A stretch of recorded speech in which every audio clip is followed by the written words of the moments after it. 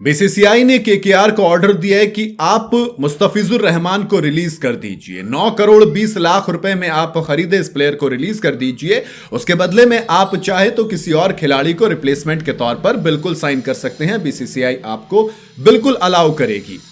अब एक छोटा सा सवाल है, इंडिया बांग्लादेश खेलने जा रही है, 6 मैच की सीरीज खेलेगी। जब शेख हसीना वाला इंसिडेंट होता है, वो आके बांग्लादेश से आके इंडिया में रहते हैं, इंडिया उनको पनाह देता है।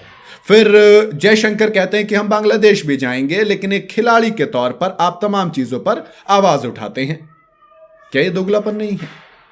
क्या ये दोगलापन नहीं है कि इंडिया पाकिस्तान के साथ सारे मैचेस खेलेगा? बायलेटरल सीरीज तो हम 2008 से नहीं खेल रहे हैं ना, तो आपने नया क्या किया? आप कभी तो कहते हैं कि क्रिकेट पॉलिटिक्स से अलग है, कभी आप कहते हैं क्रिकेट और पॉलिटिक्स एक साथ नहीं हो सकती। क्या अब देश में हर बार ऐसी चीजें होंगी कि चंद लोग किसी एक चीज के लिए जब आवाज उठाएंगे कि भाई इस खिलाड़ी को बैन कर दीजिए और बीसीसीआई उसको बैन कर देगा? क्योंकि क्या यही लोग आवाज उठा रहे हैं कि शाकिब अल हसन एमआई एमिरेट्स से खेल रहे हैं? क्या मुंबई इंडियंस के किसी ऑनर पे सवाल उठा? कोई नहीं, कोई सवाल नहीं उठा। मुंबई इंडियंस के किसी ऑनर पे सवाल नहीं उठा। किसी टीम पर अंबानी के ऊपर कोई सवाल उठाकर दिखा सकता है? नहीं नहीं नहीं। आप शाहरुख खान को टारगेट कीजिए, आप उसको गद्दार कह लीजिए, और आप केकेआर को टारगेट कीजिए। यही तो होता है। इंडिया खेलेगा कहां? पाकिस्तान से। इंडिया बायलेटरल सीरीज नहीं खेलेगा, कुछ नया नहीं है। जो स्टेटमेंट है वो आएंगी कि देखो ये मल्टीनेशनल टूर्नामेंट है, ये तमाम चीजें हैं, यहां खेलना पड़ेगा, मजबूरी है, हमने हाथ नहीं मिलाया, हमने ट्रॉफी नहीं ली। लेकिन आप मैदान में एक में ही थे।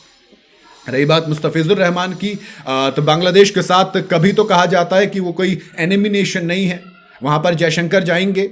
कभी कहा जाता है कि हाँ, शेख हसीना को अगर जरूरत पड़ेगी तो इंडिया खड़ा रहेगा, हमारी गवर्नमेंट उनको अपनी पनाह देगी, यहां पर इंडिया में रखेगी, जबकि उस वक्त हालात बेहद खराब थे। मैं बिल्कुल समझता हूं सेंटिमेंट हर्ट्स हैं, लेकिन क्या ये जो फैसले लिए जाते हैं ये एक मिसाल पेश नहीं करते हैं? क्या ये जो फैसले हैं ये भी पेश नहीं करते कि आप किस तरीके से अपने आप को दबा देंगे? क्या कल को एक एक करके फिर ये चीज को आप बढ़ावा नहीं दे रहे कि कल को जिस भी खिलाड़ी को बैन करवाना होगा बड़ी आसानी से उसको बैन करवा दिया जाएगा, क्योंकि आपको सीधा पता है कि हमें किस तरीके से कब किसको टारगेट करना है ना?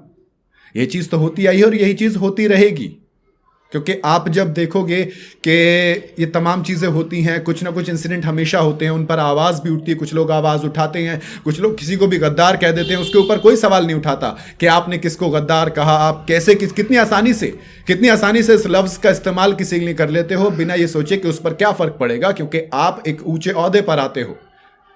2 बड़े लोग थे जिन्होंने इस तरीके की स्टेटमेंट दी हैं, और अब जब बीसीसीआई ने यह फैसला लिया तो जाहिर सी बात है वो कहेंगे देखिए हमने ये करवा दिया, हमारे पास पावर है।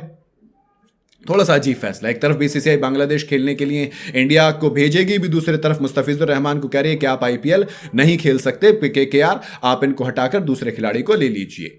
बाकी आपका क्या कहना है इस पर? आप अपनी राय कमेंट में मुझे बता सकते हैं।